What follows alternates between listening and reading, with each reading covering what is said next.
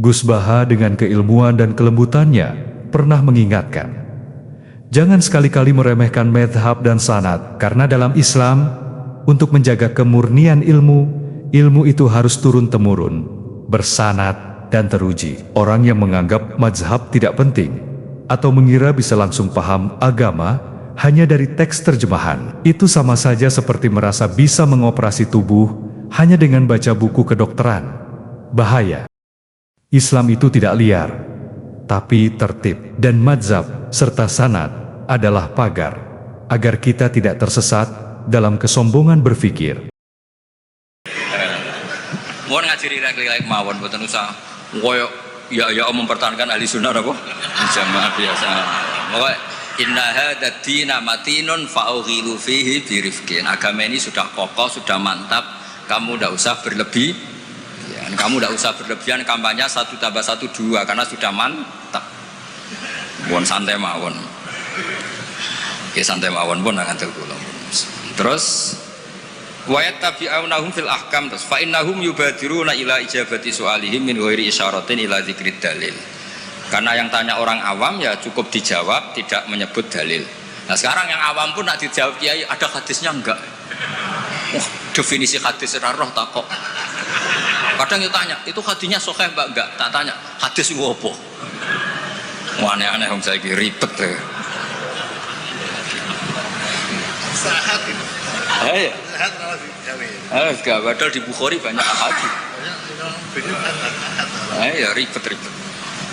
Kalau sampean tanya, berarti nanti yang tanya juga termasuk orang yang bikin ribet. Sajane wong takok itu rugi loh.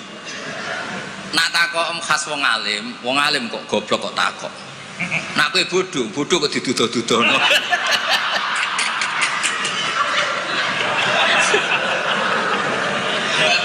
Lo pernah loh. Gus Zofur pernah seminar tadi Kalimantan tas Sulawesi itu banser Gus Ibu. Banser semangat. Itu setiap seminar NU kan mesti tentang Mbah Hasyim. Itu ada yang tanya, Mbah Hasyim itu siapa? Orang acara NU orang tanya Mbah Hasyim itu siapa? Terus iya, kok kaget kan? Nanti jangan-jangan sama tanya, mazhab itu apa loh? Banyak orang yang orang itu paham itu wali itu apa? Di Padan Wali Kota repot. Jadi orang tanya itu kadang ribet. Lho Kanjeng Nabi kena wong awam ya cara Jawa kaku hati. Takok Allah itu kadang yo piye? Ya Muhammad, oke kamu punya Tuhan sendiri. Tapi Tuhanmu itu apa? Min dhahabin au nukhasin au khosyabin au hajarin. Karena mereka orang awam. Taunya yang dipertuhan itu ya benda. Sehingga mereka tanya, oke Muhammad kamu punya Tuhan, lalu min dhahabin apa fiddatin apa khosyabin apa hajarin. Sampai akhirnya turun kul huwallahu ahad. Maka penanya itu harus hati-hati ya. Kemungkinannya dua tadi. Kalau kamu orang pinter, wong pinter kok takut. Nah aku yang bodoh kok diduduh-duduh. Ini untuk ben kok sing takut ora ono. Lah nak ngetes wong drengki ya berarti ya. Kalau niatnya ngetes berarti napa? Drengki.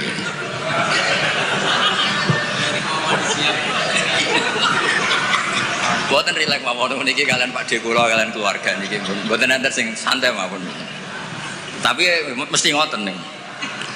Fakana isma'an ala tibail ami lil mustahid wa li anna fahmal ami minal kitab was sunnah saqitun an haizil i'tibar.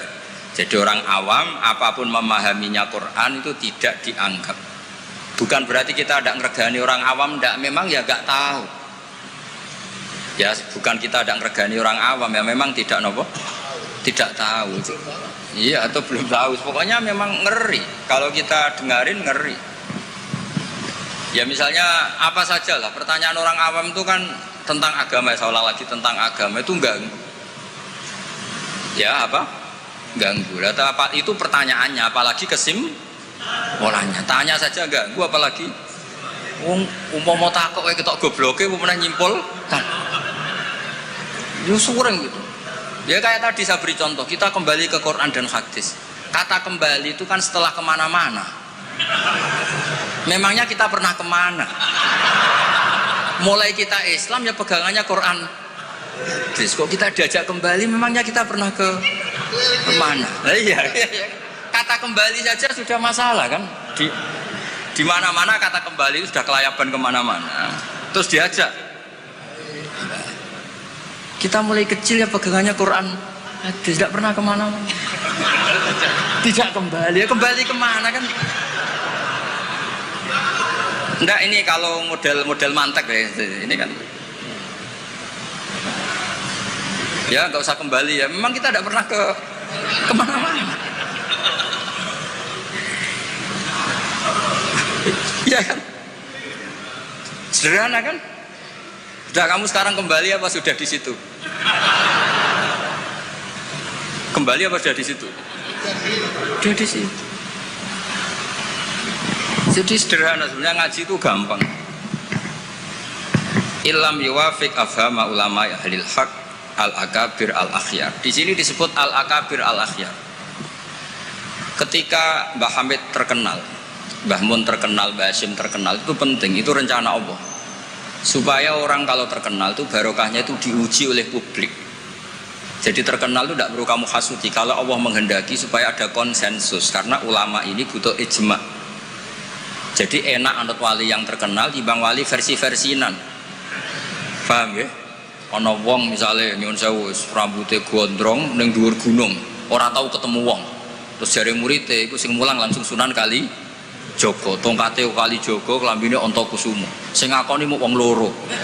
Wis wong loro oleh muni ngene, enggak semua orang tahu kalau dia wali. Waduh ribet. Itu gak boleh jadi pegangan. Di antara syaratnya pegangan itu asyuroh wal akabir, harus punya status besar. Karena ini lewat diuji. Berapa orang yang diceritakan meragukan kewalian Mbah Hamid, tapi gara-gara ngalami kasfud domair, apa yang ada di hatinya dibuka Mbah Hamid, akhirnya ikrar. Enaknya wali terkenal kan ada proses pengujian kan. Nah wali dhuwur gunung muridnya mau loro cek bangga orang geruang. Sing mesti kalimatnya orang geruang, orang geruang kebodhon kayak kue.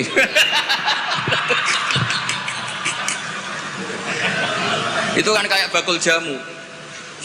Kue tok santai kayak rego diskon, lainnya enggak. Tiap ketemu orang kamu saja yang tak kasih harga seginanya enggak. Sebetulnya kalimat pasti kue tok sing kebodhon. Nah, makanya butuh transparansi. Itu tidak hanya di birokrasi, tidak hanya di dunia ulama, semuanya butuh transparan supaya diuji. Makanya di sini Mbah Hashim ngendikan ulama ahlil haq al-akabir al-akhyar. Maka syarat jadi nabi pun harus ada gunjingan dulu. Nggak boleh nabi nggak terkenal, harus terkenal. Sebelum dia lahir jadi gunjingan di Bukhairah, di Nasturo, jadi komunitas di Syam semuanya gunjingan nabi akhir zaman dengan definisi yang dimiliki masing-masing. Sehingga semua orang tuh ingin, itu dari mana, orang mana, terus kriterianya kayak apa. Sampai Khadijah karena beliau punya paman yang ahli Injil namanya Warokoh, tanya nabi akhir zaman tuh begini-begini, definisinya begini-begini. Kalau nggak terkenal tahu-tahu muncul nerangno definisi nabi wes kangelan sampean. Jadi terkenal itu kalau fillah walillah itu baik, asal tidak karena hadun nafsi. Saya beri contoh ya, contoh kecil. Ini sekaligus Maulidur Rasul Shallallahu Alaihi Wasallam. Ada orang yang imannya itu terlambat, namanya Ka'bul Ahbar. Banyak orang yang kebetulan nasibnya baik kayak Sayyidah Khadijah. Yang dia baca dari paman-pamannya, Nabi akhir zaman tudzilluhul ghamamah tuti'uhus sahai. Fajrul jabini lailiyud dawai. Kebetulan yang dibaca itu, karena yang dibaca itu dia nyuruh Maisarah. Maisarah itu nama lelaki. Coba kamu ikut dagang Muhammad, semua yang kamu lihat ceritakan ke saya. Setelah ikut di Syam itu ya sekarang termasuk Lebanon, Syria ya, Jordan, pokoknya semua kawasan situ dulu namanya apa? Syam. Karena itu yang persisnya itu entah mana, tapi ada yang bilang termasuk ya Palestina, Israel, pokoknya semua situ dulu namanya apa? Syam. Nah, dulu ada tertentu dibilang arifa, dibilang apa, tapi itu semuanya dulu namanya sah. Ada pohon yang kalau ada nabi itu reaksi, nabi itu nggak boleh mikir, ya nggak boleh tahu. Jadi nabi itu misalnya matahari dari barat, beliau ya tetap saja duduk di arah barat, nggak mikir kalau ke arah barat itu ketemper matahari itu nggak mikir. Memang syaratnya nabi itu nggak boleh mikir. Memang dekat Allah sehingga semuanya, ya memang begitu. Makun tata terimal kita bualal iman. Kalau nabi mikir kok tak adik, jumpafanku kapan ya? Supaya diarani nabi carane piye? Makanya nabi itu harus ummi. Ummi itu tidak tahu apa-apa. Tapi di bab nabi itu sifatu madkhin, bukan sifatu dzammin. Kalau kamu ummi kan sifatu dzammin. Kalau kamu goblok, goblok betulan itu. Kalau nabi harus layak kro wala yaktub. Karena dengan gitu orisinal. Loh nabi kok iso mikir, akan orang kan curiga, cari momentum yang pas dia ngaku nabi. Nabi itu harus ummi, layak roh wa layak tuh. Makanya orang kadang salah paham. Nabi nggak tahu kok dia katakan. Untuk nabi itu beda, nggak tahu itu sifatu madkhid. Jelas disebut di Quran, ma kunta tadri mal kitabu walal iman. Wa ma kunta tarju ayyulqa ilaikal kitab. Nabi nggak pernah berharap jadi nabi, itu nggak pernah. Nggak boleh nabi kok berharap jadi nabi terus ambisi, nggak boleh. Makanya nggak boleh kamu daftar wali kok ambisi, nggak boleh. Cuma ini kuotanya banyak yang kosong, ya sudahlah dipaksa-paksa. Ya jalur itu fakir sabar ya bisa, bodoh sabar ya bisa. Yang paling susah itu jalur alim wirai zuhud, itu berat. Jalur fikir aja kan sudah dapat fikirnya, tinggal dapat sabarnya. Akhirnya karena itu sudah jadi gunjingan, ini barokahnya terkenal, sudah jadi gunjingan. Maisarah ditanya, ketika Nabi duduk misalnya matahari dari barat, Nabi duduknya itu di barat pohon. Nah, pohonnya yang menyesuaikan diri, jadi pohonnya itu ales itu merubah dirinya ben iso ngiyupi. Nah justru itu terus Rohib Bukhairah itu, wah ndak akan alam memperlakukan seperti itu kecuali dengan Nabi. Nabi juga agak minta ada ghamamah yang tudilhu, ndak, ya jalan aja. Dan tudilul ghamamah itu batasnya hanya sekian meter. Kalau semuanya mendung dikira semuanya dapat mendung, ya hanya pas arah Nabi supaya kelihatan itu demi Nabi. Makanya terus Maisarah ketika datang ditanya, oh iya bener, itu berarti Muhammad itu Nabi. Pas itu Nabi umur 20 tahun. Ya bareng ngoten mboten enten alamat malih. Mulai Khadijah mulai ragu. Duh bojoku sudah jadi Nabi ta ora. Nah, setelah umur 40 tahun, ini bukti kalau Nabi itu tidak tahu. Beliau mulai tertarik tahandus di Gua Hira. Datang malaikat Jibril itu dikira malakul mauti. Kagetnya bukan main. Tidak boleh Nabi kok kedatangan Jibril tak enteni, aku jadi orang biasa. Aku jadi orang biasa, aku bosen. Kapan dilantik? Itu nggak boleh, Nabi nggak boleh, begitu nggak boleh. Jadi Nabi kaget itu malah bener gitu. Maka baru ketemu Jibril ya wedi luari dia. Yarju fufuadu, kaget. Bilang ke Khadijah zamiluni. Enggak. Loh, kalau orang kan umumnya kan seneng, beliau santai di ya udah diok awam terus bosan. Tidak seperti itu. Clear nih guys, benten. Jadi Nabi itu nggak tahu. Makanya wahyu disebut fuj'ah, kaget. Dan Nabi kaget karena dianggap itu malakul maut. Wes bareng minta zamiluni itu sama Khadijah dikemuli terus cerita. Saat tadi ditemuin gini-gini saya kaget takut. Sayyidah Khadijah yang seneng karena dia pernah ragu 15 tahun. Tahu alamat kan umur Nabi 25, dapat Nabi 40. Sempurnanya bukan main, absyir katanya, kamu harus seneng. Fa wala yuzika wa abadan innaka la tasilur rahim wa tahmilul kalla wa taqridu fa wa tu'inu ala nawaibil haq. Seneng Khadijah. Lo coba sepinter itu kalau dia agak belajar dulu tidak bisa. Kenapa bisa belajar? Karena sudah terkenal akan ada Nabi akhir zaman. Akhirnya dikomunikasikan sama Waraqah bin Naufal, paginya ayo besok ikut ke Waraqah bin Naufal, ke paman saya. Itu di kitab Bukhari ada redaksi wakana nasroniyan. wa kana qad tanassara fil jahiliyah wa yaktubu bil injil wa yaktubu minal injil bil ibraniyah masyaallah ayaktub. Dia itu penginjil dan dia menguasai bahasa nopo Ibrani. Makanya komentar beliau tidak Jibril tapi hadan namus alladzi ja'a bi Musa. Dia enggak bilang Jibril, masih pakai bahasa Ibrani, hadan namus alladzi ja'a bi Musa. Dan syaratnya Nabi kudu diusir. Nah, ini yang agak berat. Tapi ya barokah, semua orang yang diusir kaya Nabi. Padahal diusirmu kok mertua kok ngentekno donyane. Diusir kok mertua ngentekno donyane jare.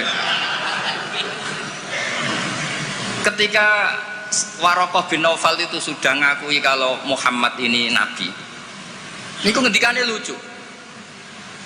Ya letani fi hajat an khina akhrajaka qaumuk. Aku sayang wis tuwek, cung umpama ijek kuat ngono. Andaikan saya nanti masih kuat, itu saya ingin bela kamu. La ansurannaka nasran mu'azzaron. Saya pasti membela kamu mati-matian. Nabi ya mboten ngerti, lagi-lagi tidak ngerti. Tapi saya ulang lagi, tidak ngerti yang sifatu madkhin. Nabi ngendikan awamu khrijiyahum. Kalau kiai-kiai sarang, ya maknanya itu khobar muqaddam, mubtada, awamu khrijiyah onoto iku wong sing ngetono ingsun hum te kaumi. Saya ini Quraisy. Saya ini terpandang, keluarga saya orang terhormat. Masa iya kaum saya ngusir? Kan nggak kebayang ya, misalnya Gus Ahmad diusir wong Pasuruan, Putu Mbah Hamid, orang-orang terhormat kan nggak kebayang diusir. Makanya Rasulullah itu juga GR, masa iya saya ini anaknya Abdullah, anaknya Abdul Muthalib, orang terpandang kok di. Tapi Waraqah bin Naufal ngendikan, "Cung, aku wis tuwek, sayang saya tidak menangi kamu ketika kamu diusir." Lu coba kalau itu nggak ada bukunya, nggak ada referensinya kan nggak tahu. Terus Nabi Muhammad protes, "Awamu khrijiyahum, masa saya ngalami diusir?" Terus beliau ngendikan, "Tidak ada orang yang seperti kamu illa udiya, kecuali dimusuhi. Wa iyyudrikni yaumuk ansurka nasran mu'azzaron." Andaikan saya menangi itu pasti kamu saya bela. Ternyata akhirnya Nabi diusir dan itu Waraqah tahu, Khadijah tahu. Maka menurut pakar-pakar tarikh, andaikan kita secara ngawur, secara objektif, kadang objektif yo ngawur, mergo terus gak sopan. Kadang objektif yo ono ngawur yang mergo terus gak sopan. Awaluman amanah mutlaqan itu pilihannya kalau tidak Khadijah itu Waraqah. Nggak mungkin Abu Bakar kalau kita boleh ngelamak, boleh ngawur sidik-sidik. Karena pertama yang diceritani beliau Nabi itu Khadijah. Berarti awaluman aman harusnya Khadijah karena pertama yang. Tapi pertanyaannya dibalik, Khadijah pas iman itu rodok-rodok mamang sebelum terkonfirmasi dengan Waraqah. Jangan-jangan Waraqah. Nah terus akhirnya di kitab-kitab dibak berjanji supaya ngikuti adat-adat ulama, ya ngikuti adat-adat madzhabuna semua. Awaluman amanah minar rijal Abu Bakar wa minan nisa Khadijah wa minas sibyan Ali wa minal mawali Zaid bin Haris. Karena ahli sunnah wal jamaah itu gak kepengen objektif tapi ngelamak. Lu mau awaluman amanah mutlaqan kok ono skor. Makanya sekarang di pejabat juga mulai usum kan, pemimpin umum, pimpinan. Mereka kadang sing wakil itu rada isin dadi wakil itu. Supaya terhormat semuanya disebut apa? Pimpinan. Iya, ketua umum terus ketua itu sudah mulai berperadaban.